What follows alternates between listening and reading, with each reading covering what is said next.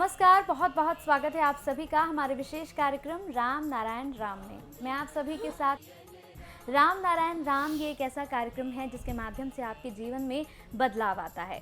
आपके जीवन में किसी भी तरह की भ्रांतियां हो, आपको किसी भी चीज़ को लेकर बहुत ही ज़्यादा सवाल आ रहे हो, या फिर आपको लग रहा हो कि जीवन में अब कुछ बचा नहीं है, जीवन की सारी चीज़ें खुद ब खुद खत्म होती चली जा रही हैं, मेरे पास ना तो जीवन जीने के लिए अब कोई लक्ष्य बचा है और ना ही मेरे पास सपने बचे हैं। अगर इस तरह का कोई भी प्रश्न आपके मन में चल रहा है तो इस कार्यक्रम को बिल्कुल स्किप मत करिएगा, इस कार्यक्रम को पूरा देखिएगा, क्योंकि इस कार्यक्रम में आपके तमाम समाधान की समस्या हम यहाँ पर आपको देंगे। तो चलिए इस कार्यक्रम को शुरू करते हैं। हमारे साथ हमारे खास मेहमान यहाँ पर हैं, उनसे आपकी मुलाकात करा देते हैं। संतान दल के प्रेसिडेंट शंकर सरकार जी और खास मेहमान हमारे साथ संगीता मुखर्जी जी हैं। बहुत बहुत स्वागत है आपका।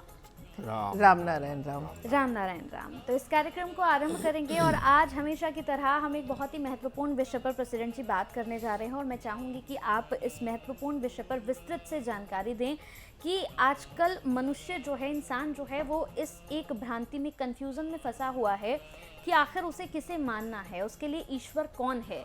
क्योंकि हम देख रहे हैं कि पूरी तरह से धर्म को, जातियों को इस तरह से बांट दिया गया है कि लोग बहुत कंफ्यूज हो गए हैं कि हम माने किसे, हमारे लिए गॉड कौन है, ईश्वर कौन है, अल्लाह कौन है, इन सब चीज़ों में फंसे हुए हैं।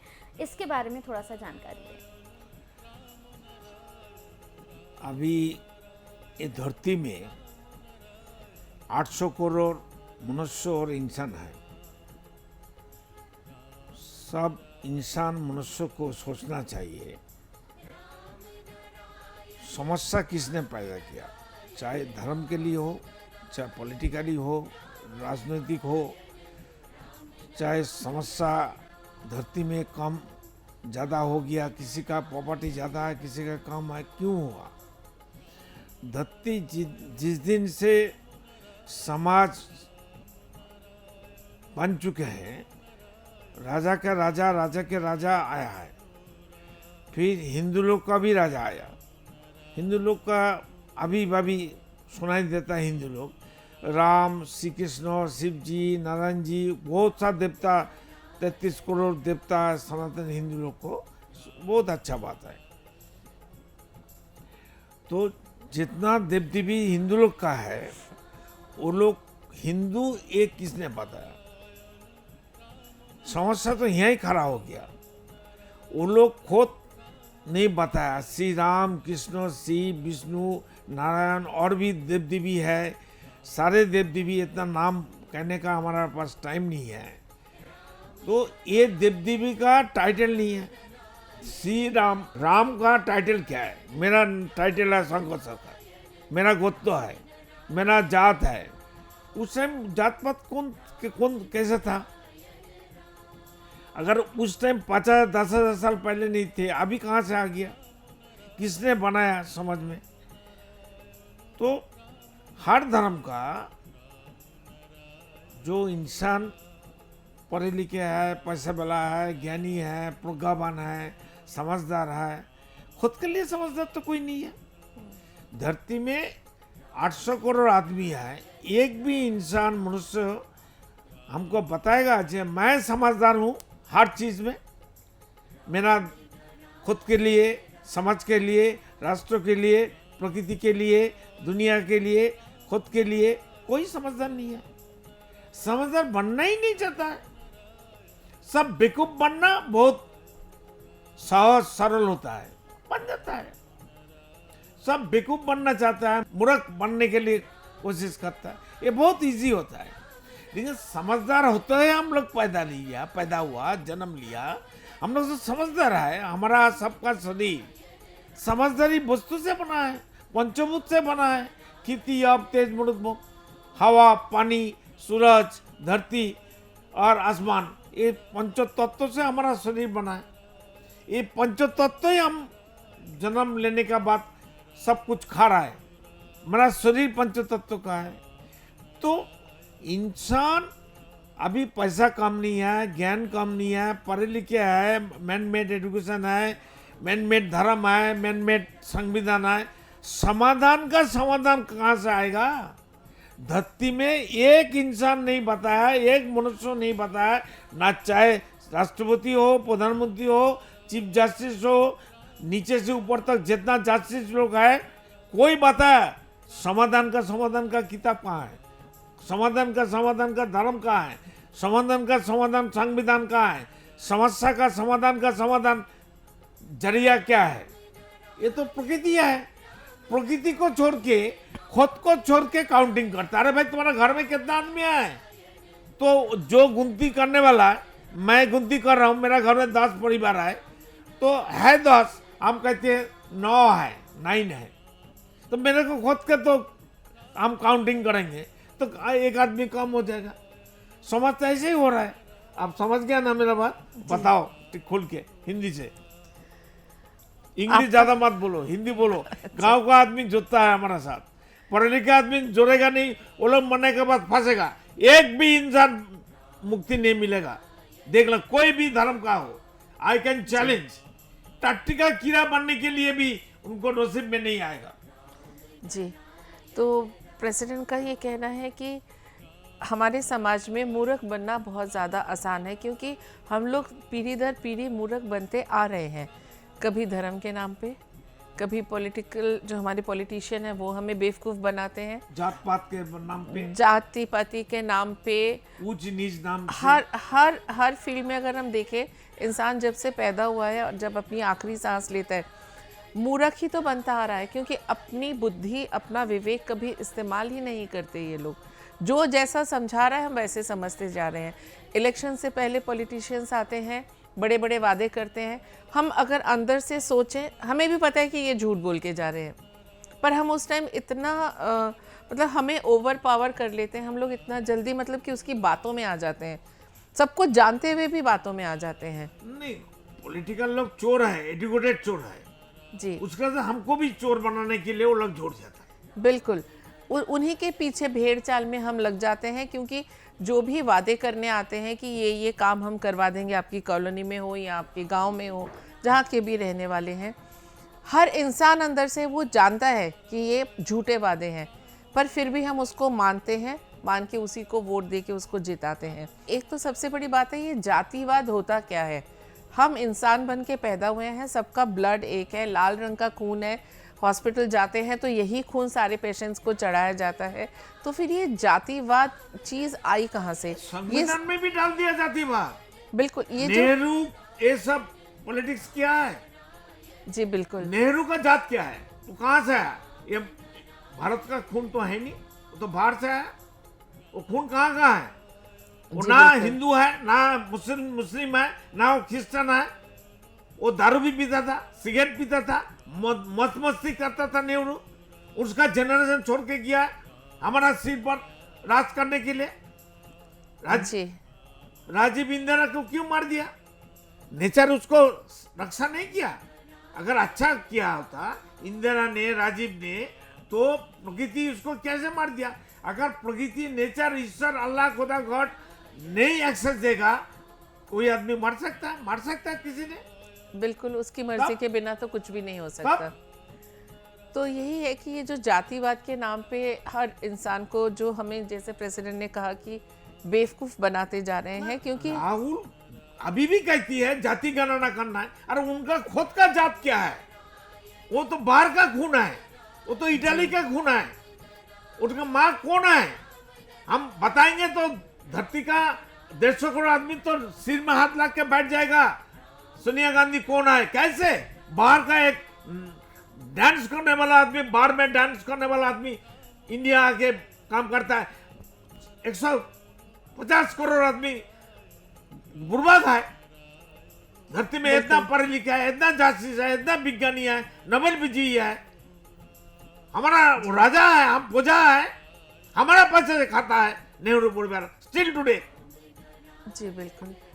तो जैसा प्रेसिडेंट ने पहले शुरुआत में कहा कि मूर्ख बनना ज़्यादा आसान है, क्योंकि मूर्ख बन के आंखों में पट्टी लगा के बैठे रहना, जैसे कि अगर जैसे कोई हम कबूतर का एग्जांपल देते हैं कि आँख बंद करके सोचे कि बिल्ली मुझे नहीं खा पाएगी, ऐसा तो नहीं है। आप आँख बंद करके सोच रहे हो कि मैं तो छुप गया, लेकिन इसी तरह से इस सच्चाई को आगे लाके हम हर इंसान को, छोटा बड़ा कोई नहीं होता, ना कोई ओबीसी है, ना कोई जातिवाद में माइनर है, ना कोई मेजर है। हमें ये सोचना होगा कि हम एक परिवार के लोग हैं और हमें एकजुट होकर अपने आप को मूर्ख होने से बचाना है। तो उस मूर्खता से कैसे बचना है, मेन मुद्दा यही है कि हमें और मूर्ख नहीं बनना। तो हमें ये सोचना होगा कि धर्म के नाम पे जो हमें बांट के और विभाजित करके, जैसे मैंने बहुत पहले एक एपिसोड में कहा था कि हम लोग सोच रहे हैं कि 1947 में हम लोग आज़ाद हो गए क्योंकि ब्रिटिशर्स ने आके हम पे डिवाइड एंड रूल किया। पहले हमें लोगों को बांटा, फिर हमें रूल किया, क्योंकि छोटे छोटे टुकड़ों को अटैक करना इजी रहता है। तो जब हम आज़ाद हुए उसके बाद भी तो ये अभी जो हमारे प्रेजेंट जो भी हैं, धर्मगुरु हैं, पॉलिटिशियंस हैं, जो कि देश चला रहे हैं, उन्होंने भी उसी टेक्निक को अपनाया, डिवाइड एंड रूल। क्योंकि जब तक टुकड़ों में नहीं बांटेंगे परिवार को, उनके लिए भी राज करना मुश्किल है, या खुद को सामने रख के अपना फ़ायदा देखना मुश्किल है। क्योंकि एक पुरानी कहानी है, अभी कितना पॉलिटिकल पार्टी है धरती में, सोचो। जी और बिल्कुल 150 करोड़ आदमी का हर इंसान एक एक तो पॉलिटिकल पार्टी बनाएगा, जी, कौन किसको वोट देगा? कैसे बिल्कुल। सिस्टम है, कैसा संविधान है? जिस संविधान अभी तक कोई समाधान नहीं दिया, ऐसा संविधान। और भी जो अच्छा आदमी था अम्बेडकर, जो जवाहरलाल नेहरू, महात्मा गांधी और नेताजी सुभाष बोस कितना प्रोटेस्ट किया था जवाहरलाल के अगेंस्ट में, महात्मा गांधी के अगेंस्ट में। वो बेंगोली है, इसलिए बंगाल का आदमी को इंसान नहीं समझता है। भारतवर्ष का 150 करोड़ आदमी, बंगाल का ब्रेन नहीं है, ऊर्जा नहीं है, बंगाल का पैसा नहीं है। जी बिल्कुल। तो इसी सोच से हमें आगे, जैसे एक पंचतंत्र की बहुत फेमस कहानी है जो बच्चों को पढ़ाई जाती है कि अगर हम एक एक करके लकड़ी तोड़ेंगे तो आसानी से टूट जाएगी, लेकिन अगर उतनी ही लकड़ियों को हम एक रस्सी से बांध देंगे फिर उसको तोड़ना बहुत मुश्किल है। इसीलिए इसी का एग्जाम्पल आज के डेट में बहुत ज़्यादा ज़रूरी है। हम लोग क्या सोचते हैं कि मेरा परिवार, मैं, मेरे बच्चे, हम लोग खा पी के आराम से सो रहे हैं, हमें हर सुख सुविधा मिली है, तो हमें और ज़िंदगी में ना कुछ देखना है ना हमें और कुछ समझना है। जैसे घोड़े के जिन बांध देते हैं ब्लाइंड्स, तो वैसे हमारा समाज चल रहा है। हमें अपने परिवार से आगे निकल के भी सोचना होगा, क्योंकि जब तक हम नहीं जागरूक होंगे तो ये समाज जागरूक नहीं हो पाएगा। सिर्फ मेरा हो गया, मैंने खा लिया, मैंने गाड़ी खरीद ली, मेरा बोनस मिल गया मुझे, लेकिन एक जो अभी भी इतने फाइनेंशियली, मतलब आर्थिक व्यवस्था, क्या कहते हैं उसको, कंडीशन, आर्थिक हालात अभी ठीक नहीं है, तो उनको भी आगे लेके आना। या अभी जितना दिन से मोदी प्रधानमंत्री बन गया, प्राइम मिनिस्टर जी बन जी गया, जी आज तक धरती का, भारतवर्षों का अर्थनीति बहुत ऊंचाई में चला गया। जी बिल्कुल। अभी लूटने वाला नहीं है, जितना लूटने वाला था कांग्रेस का अमल में थे, और वो लोग लूट के बाहर चला गया। बदनाम किसको हो रहा है? मोदी का, जोगी का। राहुल बाबा कहती है संविधान लेके घूमता है, क्यों? उसको मालूम है ये संविधान अम्बेडकर ने नहीं बनाया, ये नेहरू और महात्मा गांधी दोनों बुड़बक मिलकर बनाया धरती का हर इंसान को। उनको मालूम है ये नेहरू परिवार का संविधान है, ये कोई भारत का संविधान नहीं है। आई कैन चैलेंज एवरीबॉडी, प्रकृति का संविधान क्यों नहीं डाला? अम्बेडकर ने बताया, मेरा पापा भी फ्रीडम फाइटर था, उनको मालूम है, पापा बोला था हमको, ये नेहरू परिवार संविधान बनाने के लिए अम्बेडकर को एक्सेस पूरा नहीं दिया, उनको रुक के, उनको अपने हिसाब से मजबूरी किया, प्रेशर किया उसको ऊपर, अम्बेडकर को ऊपर। एक ऋषि है अम्बेडकर, सब पार्टी मानता है, लेकिन कांग्रेस पार्टी नहीं मानता है। अम्बेडकर जब खड़ा हुआ था इलेक्शन में, नेहरू उसको हराने के लिए सब पॉलिसी, पैसा और इंफ्रास्ट्रक्चर, सरकारी इंफ्रास्ट्रक्चर, और कांग्रेस पार्टी को उनका अगेंस्ट में खड़ा कर दिया। जी बिल्कुल। तो जो भी गलतियां हमारे पिछले नेहरू राजा था, उनका पोता का पोता, वो हमारा राजा बनेगा, हम मान लेंगे, हमारा पैसे खाता, वो खाना कहाँ से आता है? राहुल का परिवार का क्या काम करता है वो? जी बिल्कुल।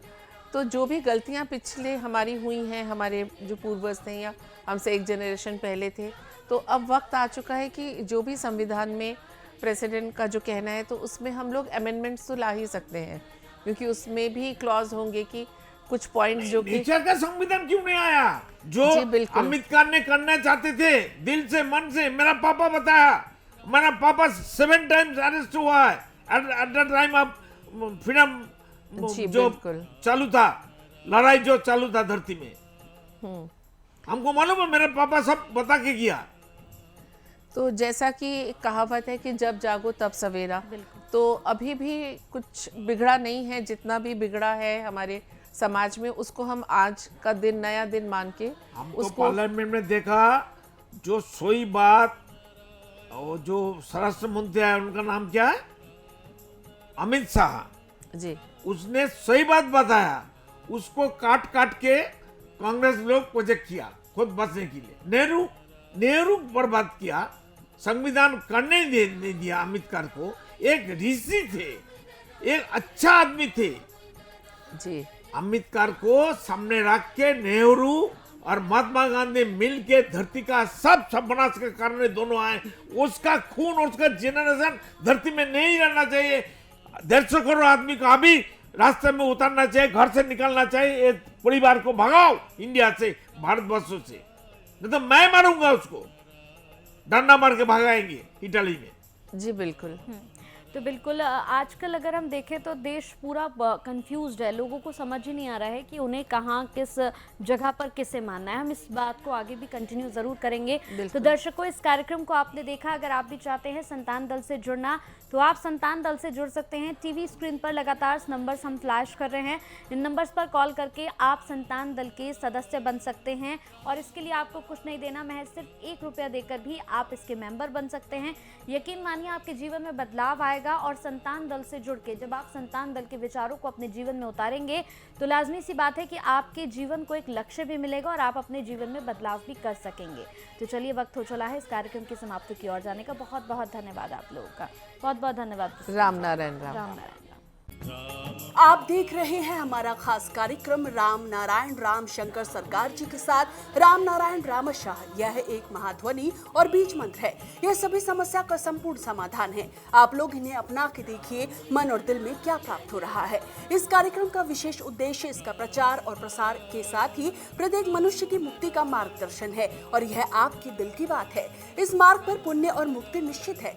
इस कार्यक्रम के माध्यम से संतान दल द्वारा चलाए जा रहे श्रेष्ठ सेवाओं से जुड़कर सबके कल्याण के लिए इस नए कार्य का हिस्सा बन सकते हैं, और वृद्धाश्रम, गौशाला, गरीब और वंचित बच्चों की शिक्षा का भी सहयोग और समर्थन कर सकते हैं। संतान दल सबका एक ही परिवार है। अकाउंट नेम संतान दल, account number 266505000657, IFSC code ICIC 000265। पूरी तरह जानने के लिए आप संस्था के फोन नंबर पर संपर्क कर सकते हैं। Phone number 6291342066, 9836073503। Email ID santandal1960@gmail.com।